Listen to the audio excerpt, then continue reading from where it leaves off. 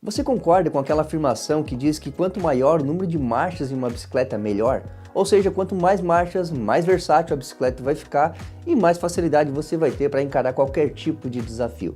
Nesse vídeo nós vamos explorar exatamente isso, vamos entender um pouquinho sobre o funcionamento das marchas, para saber se realmente, de fato, essa é a melhor opção. Afinal de contas, nos últimos anos nós temos visto simplesmente sumir do mercado aqueles grupos de transmissão que muita gente já estava acostumado, ou seja, o famoso grupo com 3 coroas na frente. E nos dias atuais praticamente só se fala em apenas uma coroa. Qual a relação de tudo isso? Por que será que muita gente abriu mão de usar 3 coroas e hoje em dia prefere usar apenas uma coroa? Da mesma forma que muita gente está indignada, já que simplesmente ainda preferem 3 coroas, mas parece que simplesmente esse grupo está sendo abandonado. E outro detalhe importante, onde é que se encaixa o grupo de 2 coroas? Então já fica comigo até o final, porque hoje eu também vou te falar algo muito importante sobre essa transmissão, que provavelmente vai te surpreender.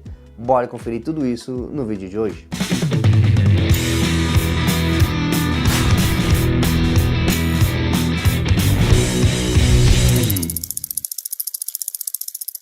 Olá, Moisés Nairon aqui, seja bem-vindo ao canal Minha Bike Lifestyle. E a primeira coisa que precisamos abordar nesse vídeo é o porquê que a quantidade de marchas que até 20 anos atrás, por exemplo, significava muita coisa e nos dias atuais parece que não faz tanta diferença. E para isso é preciso entender que por um bom tempo as bicicletas sequer possuíam marchas, sejam elas quais forem. Na realidade mesmo, se nós imaginarmos que a primeira bicicleta foi criada há mais de 100 anos atrás, a bicicleta com marcha é algo bastante recente comparado a esse cenário. No passado, mais marchas significavam que você teria uma melhor condição para pedalar principalmente em subidas íngremes e também em terrenos planos, ou seja, não seria muito difícil na subida e você teria menos probabilidade de ficar com a perna girando demais em terrenos planos. Para se ter uma ideia de como isso de fato era um conceito inovador, as primeiras bicicletas sequer tinham câmbios como conhecemos hoje. Era um sistema muito mais rústico. Porém, quando de fato surgiram as marchas nas bicicletas, a primeira coisa que se entendeu era o seguinte: opa, daqui para frente o ciclista vai ter mais facilidade, porque com mais marchas ele vai ter muito mais opções.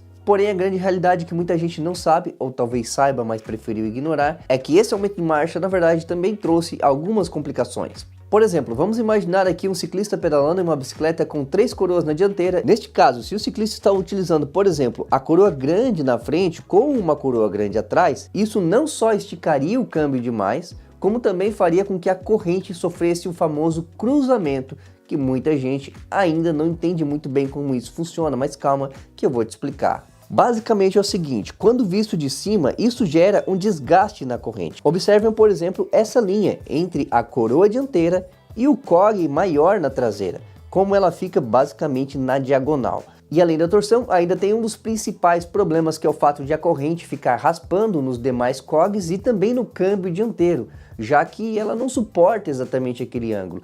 Isso faz com que o componente daquela transmissão, principalmente a corrente, sofra um desgaste prematuro muito maior. E para resolver a situação, basta então que o ciclista faça o uso correto da troca de marcha. Por exemplo, se ele está utilizando o cog maior lá na traseira, ele não pode utilizar a coroa grande na dianteira como mencionamos anteriormente. Ele vai precisar utilizar pelo menos a coroa intermediária, a coroa do meio, ou então, dependendo do tamanho do cog que está lá na traseira, talvez até o cog menor, para que justamente não aconteçam os problemas anteriores. Assim como você também não pode colocar o cog menor do cassete junto com a coroa menor lá no pé de vela. E nesse caso acrescenta ainda outros problemas. A corrente pode ficar folgada demais, você pode ter um problema durante a pedalada, você pode não conseguir fazer a aplicação correta de força e pode até mesmo causar um acidente. Ou seja, é necessário que o ciclista entenda de forma perfeita como funciona cada combinação de marcha para não errar na hora da troca, para aí sim ele poder absorver o máximo de performance, de segurança e economizar também para que não tenha um desgaste prematuro dos componentes. E olha só que interessante ao chegarmos nesse ponto. Você tem aqui uma bicicleta com uma transmissão de 3 coroas com um cassete de 8 velocidades. Ou seja, nós temos um total de 24 marchas. Porém, se fizermos um cálculo e usarmos a troca de marcha da forma correta, como realmente tem que ser, ao invés de você ter de fato 24 marchas, a realidade é que você tem apenas 14 marchas utilizáveis. Portanto, ter uma quantidade maior de marchas não significa necessariamente que você vai ter uma versatilidade maior. E é por isso que nos dias atuais, quando você vê uma bicicleta com apenas 12 velocidades, onde você tem apenas uma coroa, esses problemas que mencionamos anteriormente no grupo com 3 coroas, eles praticamente não existem. Obviamente que existe aqui um fator que muita gente também fala, mas torce a corrente também. Sim, de fato torce, principalmente quando você utiliza os cogs nas extremidades, ou seja, pode ser o maior ou pode ser o menor no cassete. A corrente ela também sofre uma leve torção. Porém aqui nós não temos o mesmo problema que acontecia lá nos grupos de 3 velocidades. Primeiro que os fabricantes se atentaram a esse detalhe e reforçaram muito mais os componentes, principalmente os fabricantes de corrente, porque a corrente é quem mais sofre com tudo isso.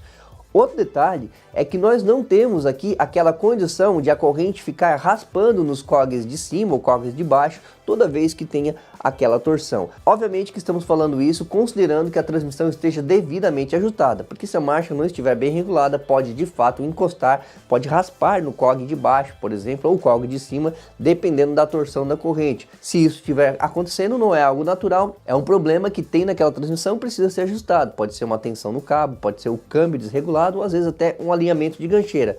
Existe um problema e tem que ser resolvido, mas naturalmente o processo é que ela, apesar de sofrer aquela torção, ela não fica raspando o tempo inteiro nos demais cogs. E é justamente isso que diminui as chances de você ter um desgaste prematuro na corrente. Porém, apesar dessa praticidade, fica uma ponta solta que é a questão da versatilidade. Em um grupo de 12 velocidades, por mais que você se esforce, você nunca vai ter uma transmissão que te atenda em qualquer tipo de situação sempre. Ou seja, se você tiver uma configuração que te atenda muito bem em subidas, é provável que te falte um pouquinho nos planos. E o contrário também é verdadeiro. Se você tem uma transmissão que te atenda muito bem no plano, talvez vai ficar um pouco pesado lá nas subidas. E aí você vai precisar se adaptar e treinar para se condicionar àquela situação. Ou seja, é mais prático, mas fica essa ponta solta. Mas a partir dessa situação entramos num outro ponto que nós meio que pulamos e fomos direto para ele. Do grupo de 3 coroas eu pulei direto aqui para o grupo de 1 coroa. E como fica o grupo, a transmissão de 2 coroas? E apesar de que, na minha opinião, para mim, para o meu uso, eu já estou muito acostumado com o grupo de 1 coroa apenas,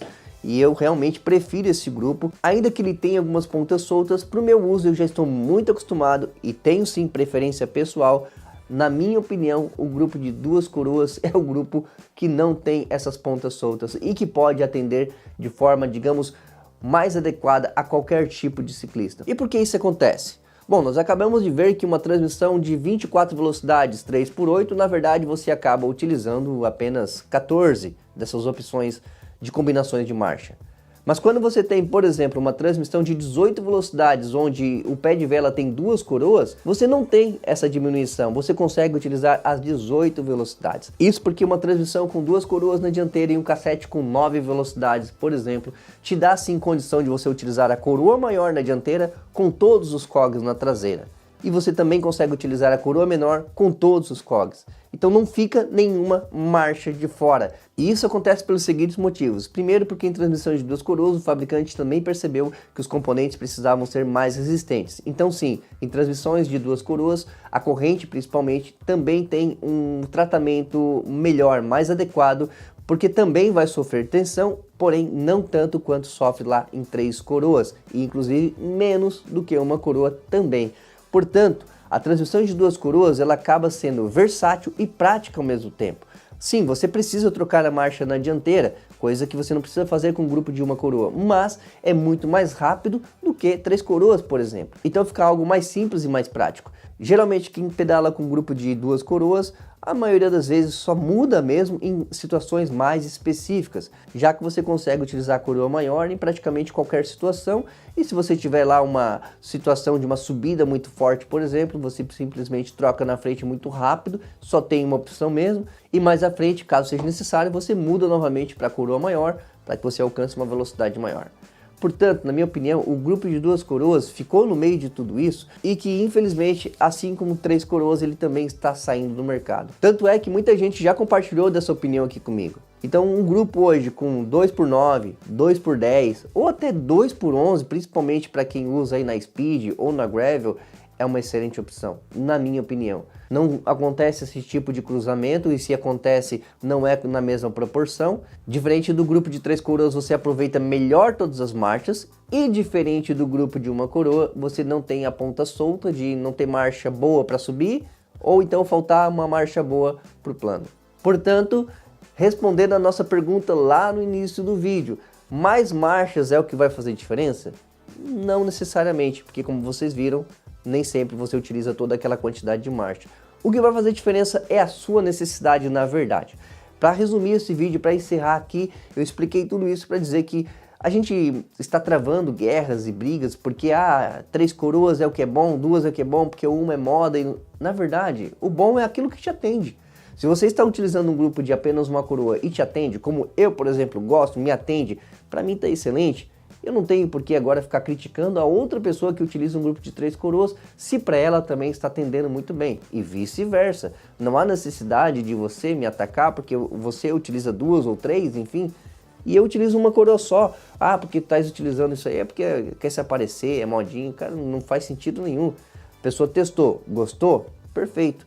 Conheço pessoas que saíram de uma transmissão com mais coroas, foram lá testar de uma coroa, não gostaram e voltaram. Perfeito. Assim como aqueles que depois que experimentaram um grupo de apenas uma coroa, também não quiseram mais saber de 2 ou 3 coroas.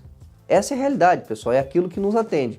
Óbvio que nós temos essa questão de que tudo está mudando e esses outros grupos parece que estão sumindo, mas também não seria nenhuma surpresa se daqui a pouco volta tudo isso à tona novamente. Até porque a tecnologia, não só no ciclismo, mas em todo o âmbito aí no nosso cotidiano, no nosso dia a dia, estão em constante mudança e a gente precisa estar atento e absorver aquilo que é bom para nós. Surgiu uma nova tecnologia lá, não achei interessante. Beleza, às vezes não te serve, tá certo. Serviu para o fulano? Tá bom. Não serviu para você? Ok. Acho que é mais ou menos por aí, né? Respeitar a opinião e as escolhas dos outros para que você também seja respeitado. Eu acho que dessa forma todo mundo ganha, ninguém perde. Tá? E o debate também é muito interessante, gerar esse debate sobre um determinado assunto, até para de repente colocar pontos de vista diferentes, pode fazer com que outras pessoas entendam o seu lado ou você entender o lado delas. Fechou? Bom, galera, falei demais já sobre esse assunto e agora eu quero saber a sua opinião. Deixa aqui nos comentários o que você acha de tudo isso, qual é a sua preferência, sem fazer aquela crítica de forma que a pessoa se sinta mal porque ela é diferente de você. Isso eu acho que não pode acontecer. Então, fora isso, esse espaço aqui embaixo é totalmente liberado para sua participação e eu conto muito com ela. Já aproveita também para deixar o seu like nesse vídeo se você gostou do conteúdo e se você puder, ajuda hypando o vídeo porque isso faz toda a diferença aqui para o nosso trabalho. Eu agradeço demais se isso não te custar muito. E já aproveita também para conferir sua inscrição no canal. Eu vou ficando por aqui, até o próximo vídeo. Valeu, tchau, tchau.